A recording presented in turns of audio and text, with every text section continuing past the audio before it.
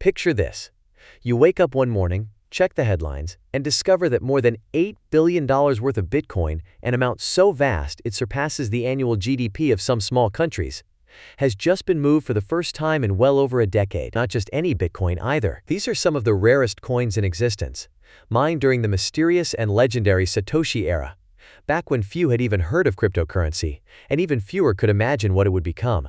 The digital world is in a frenzy. News outlets, analysts, and crypto enthusiasts alike are all asking, why now?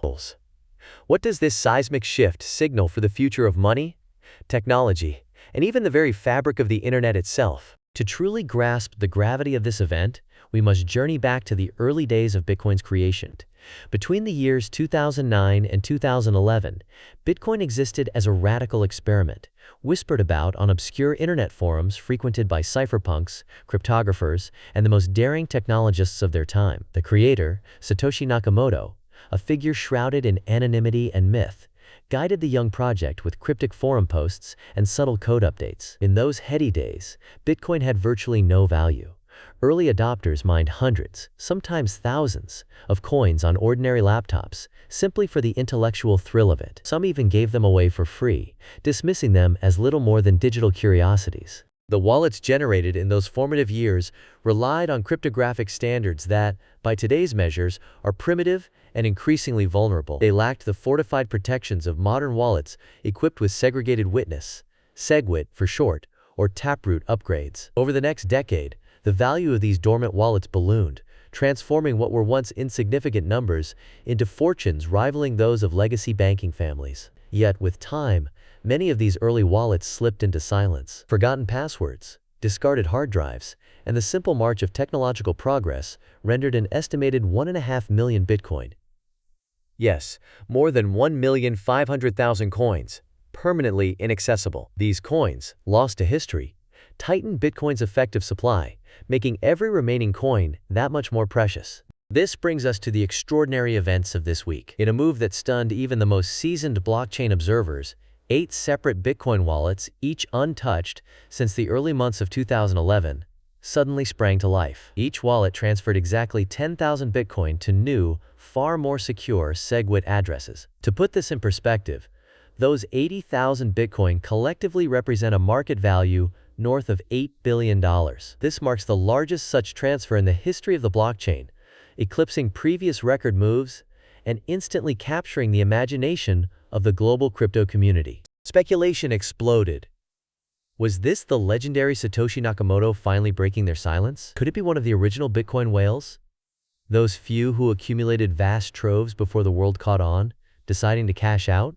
Or perhaps simply updating their security? Online sleuths combed through years-old forum posts and blockchain data, seeking any clue to the wallet's owners. Some pointed to rumors about a transaction in 2013 where 1.5 Bitcoin allegedly moved from one of these addresses. But prominent voices like Connor Grogan, a director at Coinbase, quickly stamped out these theories. As Grogan crisply put it, there was never a 1.5 Bitcoin transaction to or from that address.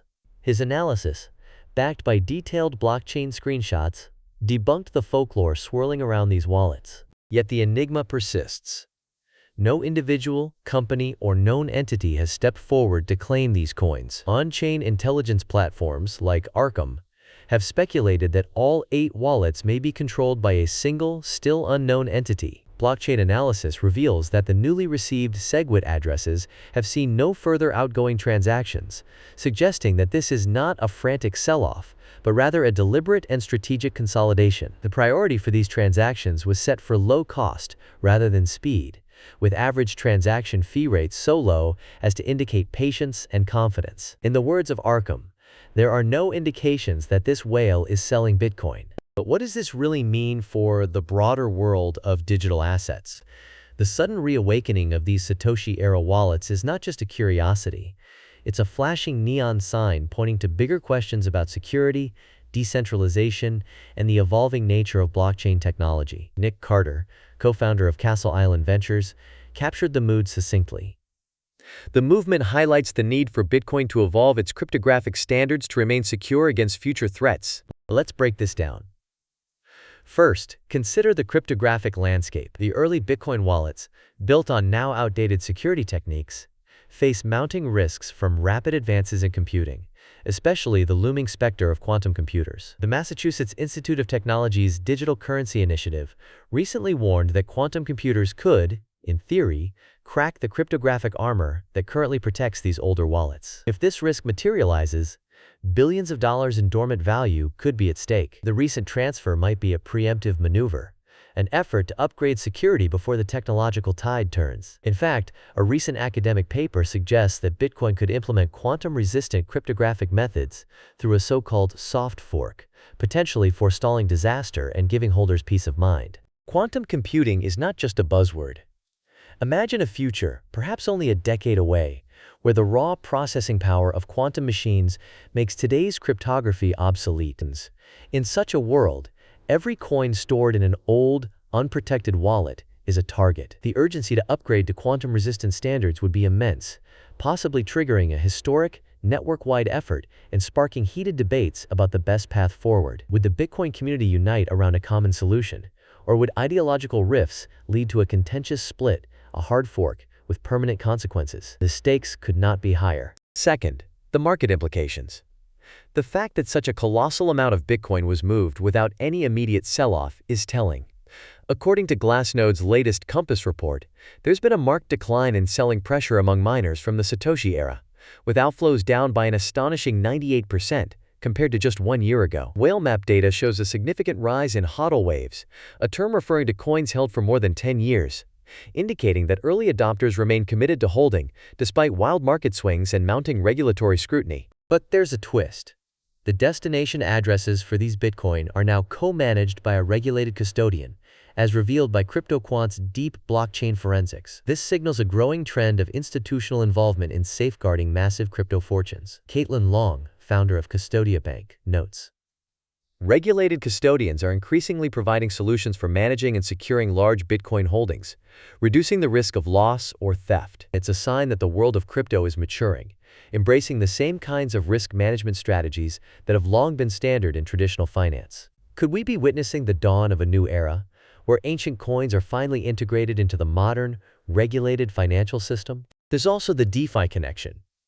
Imagine these legendary coins being wrapped tokenized as collateral for decentralized finance protocols. This would unlock a tidal wave of liquidity, enabling long-term holders to generate yield or participate in decentralized applications without actually selling their Bitcoin. But with great potential comes great risk. If these vast sums suddenly move within DeFi, they could destabilize platforms, create new points of failure, or even be targeted by sophisticated hackers. Systemic risk is a real and present danger when so much value is concentrated in so few hands. And then, there's the regulatory wildcard. The United States Commodity Futures Trading Commission is already reviewing its rules regarding dormant wallet activations. If regulators detect even a hint of illicit activity, money laundering, terrorist financing, or sanctions evasion, they could launch aggressive investigations, freeze assets, or even initiate international manhunts in cooperation with global law enforcement. The threat of regulatory intervention hangs over the entire ecosystem, promising both greater security and, potentially, stifling innovation. As Lynn Alden, a leading investment strategist, points out, the limited supply of Bitcoin, coupled with increasing institutional demand, makes these strategic reallocations significant for long-term price appreciation. Adding fuel to the fire, within 72 hours of the Bitcoin move, several dormant Ethereum wallets, dating back to before 2016, also sprang to life. Analysts suspect a coordinated strategy, possibly motivated by similar security threats or by the desire to consolidate holdings ahead of looming regulatory changes. The synchronization across different blockchains hints at a broader trend. The old guard of crypto is waking up, reevaluating their strategies, and preparing for a new era of both opportunity and risk. What about the broader implications for decentralization and network health? Tuur Demeester, a respected economist and early Bitcoin advocate, warns, the concentration of Bitcoin wealth in early wallets raises questions about network decentralization and governance. As more coins are moved into modern, better secured wallets, sometimes managed by institutions, the power dynamics within the ecosystem are shifting. The Nakamoto coefficient, a measure of network decentralization, has actually increased slightly in recent months, possibly influenced by these strategic reallocations. Still, the risk remains. If too much wealth is controlled by too few entities, the foundational promise of a decentralized, peer-to-peer financial system could be undermined. Let's consider three possible futures, each with its own blend of risk and reward. First, the quantum computing threat mitigation scenario. In this future, the crypto community embarks on a coordinated campaign to upgrade the entire network to quantum-resistant cryptography. This would involve introducing new signature schemes and address formats, possibly via a soft fork. The process could be fraught with debate and even conflict, as users and miners weigh the benefits of enhanced security against the risks of fragmentation and incompatibility. If successful, this upgrade would safeguard billions, perhaps even trillions of dollars in digital assets, restoring confidence and attracting a new wave of investment. But if the community splinters, a hard fork could create two competing versions of Bitcoin, each vying for legitimacy and market share. Second, the institutional integration and DeFi expansion future. Here,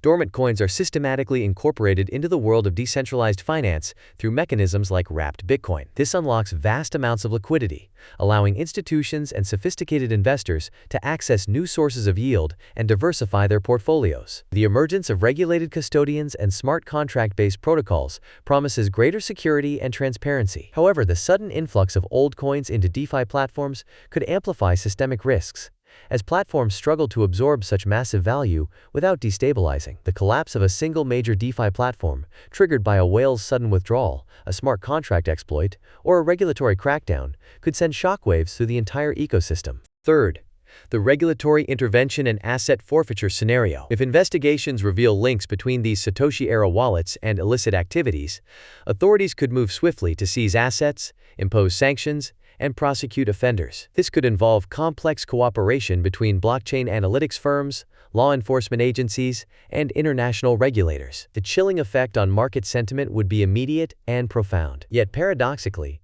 such a crackdown could also cleanse the ecosystem of bad actors, strengthen compliance standards, and ultimately make the space safer for legitimate participants. So what does all of this mean for you, the everyday investor, the curious observer, or the hopeful builder in the digital economy? First and foremost, it is a stark reminder of the critical importance of security. As Preston Pysh, a leading voice in Bitcoin education, puts it, upgrading wallet technologies isn't just smart, it's survival in the quantum era. Whether you own a handful of coins or a life-changing fortune, ensuring your holdings are protected by modern, quantum-resistant wallets is no longer optional. The days of trusting password-protected files on dusty old laptops are over. Second, the concentration of wealth in early wallets underscores the need for both decentralization and education. Healthy networks depend on active, informed participation. As Tour de Meester says, network health depends on active, informed participation, not passive, long-term hoarding. Take the time to understand how protocols change, how regulations evolve, and how to spot the telltale signs of market manipulation. In the world of crypto, knowledge truly is power, and your greatest defense against both technological and financial threats. Third, this is a textbook example of why it pays to watch the whales. When historic holders move, the ripples become waves that can reshape the entire market landscape. By tracking on-chain activity, following data-driven analysis, and heeding insights from respected experts like Willy Woo and Nick Carter, you put yourself in the best possible position to spot both looming risks and hidden opportunities, often before the mainstream media catches on. Let's not forget the hidden mechanics at work. According to Chainalysis, more than 1.5 million Bitcoin are estimated to be lost forever, vanished into the digital void due to lost keys, forgotten passwords, or irrecoverable devices. This means the real circulating supply is even more constrained than the theoretical maximum of 21 million coins. Every movement by an old whale, every transfer out of a dormant wallet, tightens the supply-demand equation, making each remaining coin that much more valuable. Beyond the market, technological, and regulatory angles, there's a philosophical dimension to this moment. Bitcoin's promise has always been twofold: to democratize finance and to empower individuals to be their own bank. Events like this test those promises. They force us to confront tough questions about trust, transparency, and the balance between innovation and security. Will the community rise to the challenge, or will the old vulnerabilities of the past become the Achilles heel of tomorrow's digital economy? So, is this the dawn of a new era for crypto? A harbinger of existential threat? or a golden opportunity for those bold enough to adapt and innovate? The answer, as always, in the world of disruptive technology, is all of the above. The choices made in the coming months by developers, regulators, institutions, and individual holders alike will shape the future of digital money for years, perhaps even generations, to come. If this story fascinated you as much as it did us, don't forget to hit that like button and subscribe for more deep dives into the ever-evolving world of global economics and technology. What's your take? Is this a warning sign, a pivotal turning point, or the first step into an exciting new chapter for crypto? Drop your thoughts in the comments below. We love hearing from our audience. Until next time,